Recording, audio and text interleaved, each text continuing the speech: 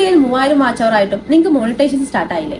അതായത് നിങ്ങൾ public watch അവർ ഇപ്പോഴും എത്ര നമ്പറിലാണോ നിൽക്കുന്നത് അതേ നമ്പറിൽ നിൽക്കുന്നത്, അതിന് വലിയ മാറ്റമൊന്നും വരുന്നില്ല. അങ്ങനെയാണെങ്കിൽ എനിക്ക് എന്ത് മിസ്റ്റേക്ക് ആണോ പറ്റിയത് അത് തന്നെയായിരിക്കും നിങ്ങൾക്കും പറ്റിയിട്ടുണ്ടാവുക. നിങ്ങൾ എല്ലാ കാര്യം റൈറ്റായി ചെയ്തിട്ടുണ്ടെങ്കിലും ഈ ഒരു ചെറിയ മിസ്റ്റേക്ക് മതി നിങ്ങൾ നിങ്ങളുടെ എയിമിന്റെ അടുത്തെത്താതിരിക്കാൻ വേണ്ടിയിട്ട്. In this video I will show you how to fix it. 2023 channel start ചെയ്തിട്ടും 2025 ആവേണ്ടി വന്ന് എനിക്ക് മോണിറ്റൈസേഷൻ സ്റ്റാർട്ട് ആവാൻ കാരണം വേറൊന്നുമല്ല, എങ്ങനെയാണ് മോണിറ്റൈസേഷൻ സ്റ്റാർട്ട് ആവേണ്ടതെന്ന് ഞാൻ പ്രോപ്പർ ആയിട്ട് ചെക്ക് ചെയ്തിട്ടുണ്ടായിരുന്നില്ല. ഞാൻ ഭയങ്കര എക്സൈറ്റഡ് ആയിരുന്നു എന്റെ വാച്ചേഴ്സ് നോക്കുന്നതിൽ. കാരണം മോണിറ്റൈസേഷൻ സ്റ്റാർട്ട് ആവുന്നത് ഏതൊരു ഇൻഫ്ലുവൻസർ അല്ലെങ്കിൽ ഏതൊരു ക്രിയേറ്ററിന്റെയും ഭയങ്കര ഒരു ആഗ്രഹങ്ങളിൽ ഒന്നാണ്. പക്ഷേ എനിക്കതിന് 2 വർഷം വേണ്ടി വന്നു. 2 വർഷം ആയ സമയത്താണ് എനിക്ക് എന്തായിരുന്നു ഇത്രയും സമയം എടുത്തതെന്ന് ഞാനൊന്ന് നോക്കാൻ കാരണം. മോണിറ്റൈസേഷൻ സ്റ്റാർട്ട് ചെയ്യാൻ വേണ്ടി 2 വർഷം എടുത്തു. പക്ഷെ അത് യൂട്യൂബിന് മാത്രം തെറ്റല്ല കേട്ടോ, എന്റെ ചെറിയ മിസ്റ്റേക്ക് ഉണ്ടായിരുന്നു. ഏതൊരു ഫീൽഡ് ആണെങ്കിലും നമ്മൾ എന്ത് ചെയ്യുകയാണെങ്കിലും അതിൽ കൺസിസ്റ്റൻസി ഭയങ്കര ഇമ്പോർട്ടന്റ് അല്ലേ? ഞാൻ തീരെ കൺസിസ്റ്റന്റ് ആയിരുന്നില്ല. എന്റെ പ്രൊഫഷൻ ആയിരുന്നില്ല ഈ യൂട്യൂബ് എന്നത്. അതുകൊണ്ട് തന്നെ ഞാൻ പലപ്പോഴും ഈ വീഡിയോസ് ഇടുന്നതിലോ ഒക്കെ മിസ് ചെയ്യാറുണ്ട്. അതായത് മോണിറ്റൈസേഷന്റെ അറ്റത്ത് എത്തിയിട്ടുണ്ടെങ്കിലും ഞാൻ അതിന് വേണ്ടി കോൺസെൻട്രേറ്റ് ചെയ്തിട്ടുണ്ടായിരുന്നില്ല.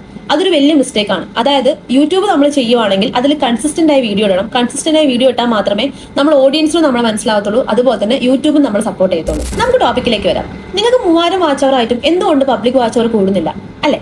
അതായത് നമ്മൾ 3000 വാച്ച് അവർ ആവുന്നത് പലതും നമ്മളെ യൂട്യൂബ് ഷോർട്ട്സ് നിന്നായിരിക്കും, അല്ലാണ്ട് കണ്ടന്റ് വീഡിയോ ഒന്നായിരിക്കില്ല.